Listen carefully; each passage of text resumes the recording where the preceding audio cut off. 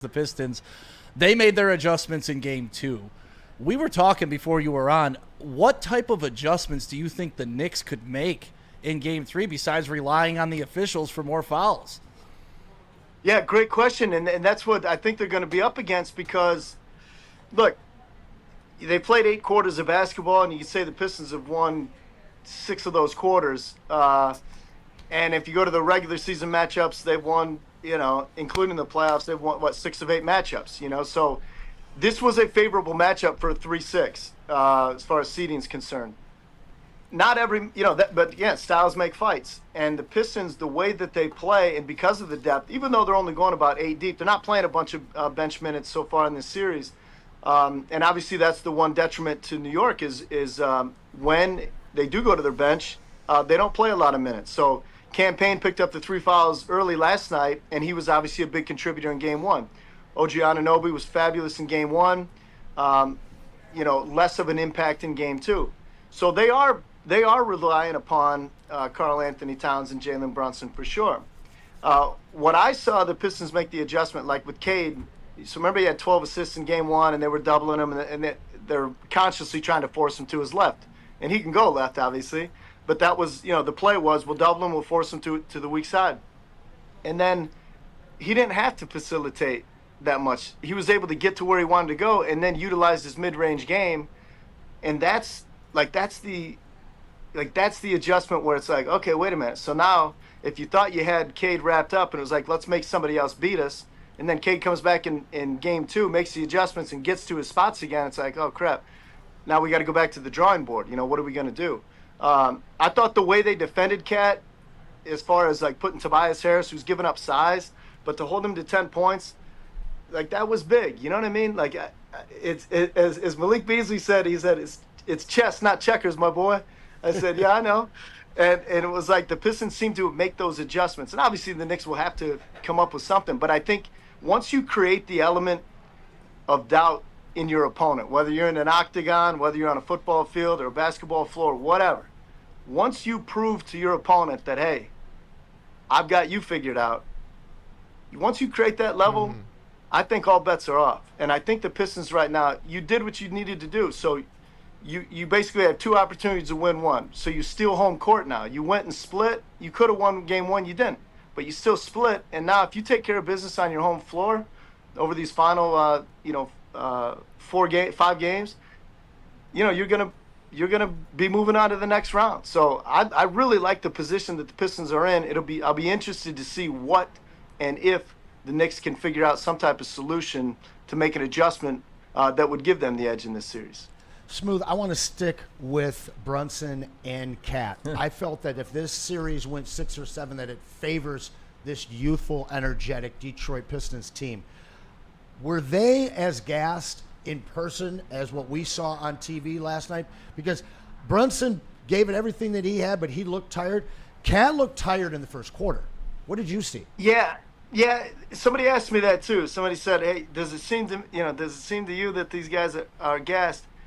I don't know that I saw it as it wasn't. Sometimes you can just pick up on it. It's like, yep, these guys are cooked.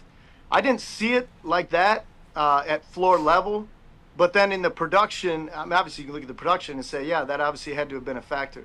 But that's the thing. I think the deeper this series goes, whether it was in the first quarter or whether it was in game 2, the deeper this series when you look at the minutes those guys have played and the way that the Pistons defend, because you do feel them. Like you do feel them, whoever's guarding you. And Brunson's picking himself up off the floor nearly every time he touches the ball. That does wear on you. And so, it's like using body blows when you step into the ring. Eventually when you get into the championship rounds, that's when you start to see it. So we'll see. Obviously a couple days of rest in between games 2 and 3. But I do think, as far as from a freshness standpoint, I like the Pistons.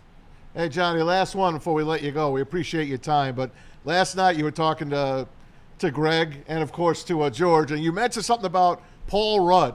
And you said it was a different story. You couldn't tell it right then and there, but I want to hear the Paul Rudd story. We're uncensored, Johnny. What do you got for me, man? No, so I mentioned I moved to Detroit from Kansas City, and the Royals were in the American League wildcard game against the A's back in 2014, and our producer said it was, it's like a melee at the end of the game. You know how that is, where they say, "Hey, go grab somebody."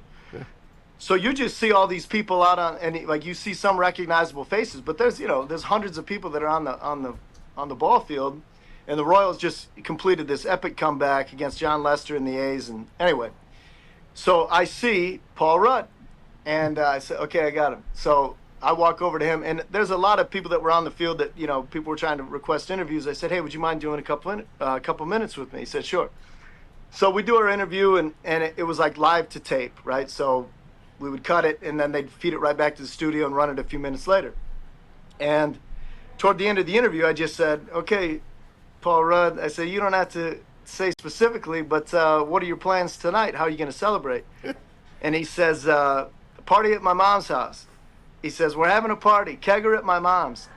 And so we're just laughing. And then he says, I said, "Okay, Royals fans, you got it. Kegger at Paul Rudd's mom's house." And then he jumps back. He jumps back into the mic, and he says, $5 cover, right? And we're just laughing. It was just this moment. Well, Paul's mom lives in Kansas City, as did Paul. So people ended up showing up at his mom's house like later that night. Wow. And because they found out where he had lived. Anyway, they ended up like making T-shirts on the whole deal. It said "Kegger at my mom's house," and it just became this little viral moment in Kansas City.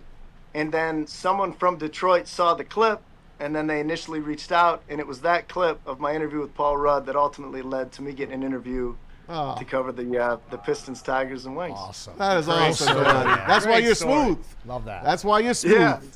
So That I man owe everything has- to Paul. I wanted to tell Paul Rudd last night, man. I said, "Hey, you have no idea, but because of your humor and your comedic genius about the kegger at your mom's, it landed me my dream job in Detroit." That's awesome, man. Hey, you should talk to Paul again. Let him get you in the movies, Johnny. You're ready, baby. You are ready. Yeah, there you go. Good stuff, boys. Well, see you Thursday night at LCA. It's Go going to be a Pistons. special, magical appearance down there. Everybody here is super excited. If you got some time, stop by the Buddies. That's where we'll be doing our live broadcast from. Love to honor you with a slice. Yeah, we got a but- slice Come for on you. for some pizza, man. We got the All Thunder right, Sticks all right. ready for you, too, man. We'll see you Thursday, John. Yeah, thank you. All right, Johnny sounds Kane. good, boys. Appreciate it. Peace out. Thank you, Johnny. Thank you. Johnny FanDuel. Kane, FanDuel. Good get, Maz. Way to do it, Maz. Great guy, man. Love that kid. Love him. Baz. Nice guy. And, like one of my biggest complaints about broadcasters sometimes is that they're just not excited as I am to watch the game. That is one thing you cannot say Yeah. about Mr. Johnny Kane Yeah. when That's he right. is calling a basketball game. That man is excited in it, and you can see why. If Yeah. Breen is one of the guys that he likes and looks up to, Breen's the same way. So Yep. NBA on NBC hat. He's Yep. ready. Yep. NBC's getting the NBA back next year. put it in the universe, Johnny. That's Put it, it in buddy. the universe. You could be there, man. Great energy to that Pistons broadcast. Yep. We're going to take a break, but when we come back, we got one guy to talk about. It's J-Mo time, baby. If you didn't hear, J-Mo unfollowed the Detroit Lions on Maybe. social media. Maybe. Or did he never follow the Lions on social media? We'll find out that and more.